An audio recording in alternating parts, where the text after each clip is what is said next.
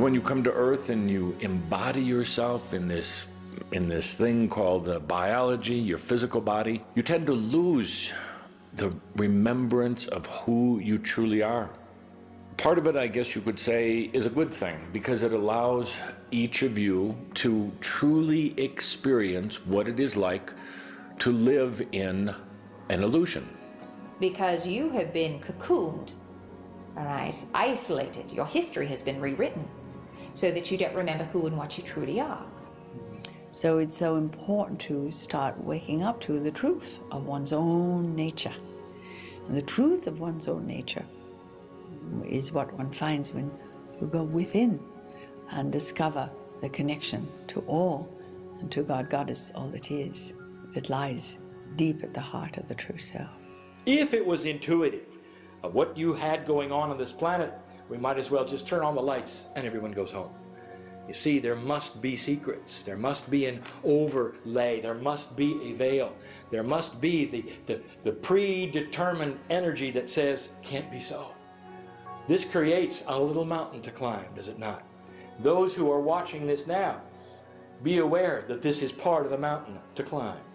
For it has to do with your belief, what you've been told, as opposed to what you feel. There are still what you might call newcomers on the earth who haven't necessarily run the gamut of all the different kinds of incarnations you could have as a human on earth, but the majority of you, yes, have experienced just about everything you can possibly experience.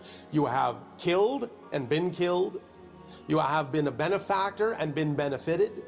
You have been every gender, every experience. You have been every family member. You have had just about every disease that can be had.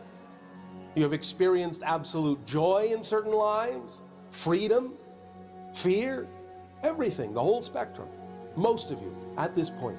They always describe it as being like a roller coaster. You know, if you've never been on one before, you kind of get on. You don't know when you're going to go up, when you're going to go down, when you're going to go around the corner.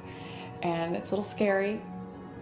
And, you know, it can be a little fearful, but then you get off the ride and it was great and you want to get right back on. And that's what it's like through the incarnational cycle. You go through and it's a little scary and a little bumpy, but as soon as you get off, you're like, that was a great ride. I want to go on it again. So that's how they describe it to me, that once we see the big picture and understand it, we're excited to go back down. Most people don't believe in anything before life. Nothing whatsoever. So you have 85% of the earth, according to Time magazine, that believes in a religion that supports the afterlife, and yet you have only about 4% of the earth, which would be Hindu and Buddhist, who actually believe in a forelife, which doesn't make spiritual sense. Somehow, mom gives you birth and you have a soul forever. But that's the teaching of the church. But there was nothing before. There was nothing before. Ask them. Yeah. There was nothing before. You have pretty much all done it all.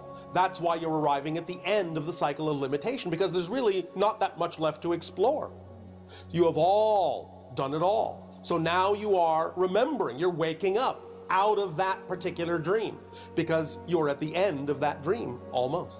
Because when you come into a physical existence, you become a creator in the physical dimension. You're creating your life and your the activities and your experiences, your responses to the experiences. But it's all about the progression of the evolution of one's soul, isn't it? Yes? And reincarnating allows you more and more understanding and knowledge through experience. You exist. That will never change. The form may change, but the fact that you exist will never change. Existence does not become non-existence, because non-existence is already full of all the things that will never exist, and there is no room in non-existence for the things that do exist. Existence is the only quality existence has, to be. There is no not to be.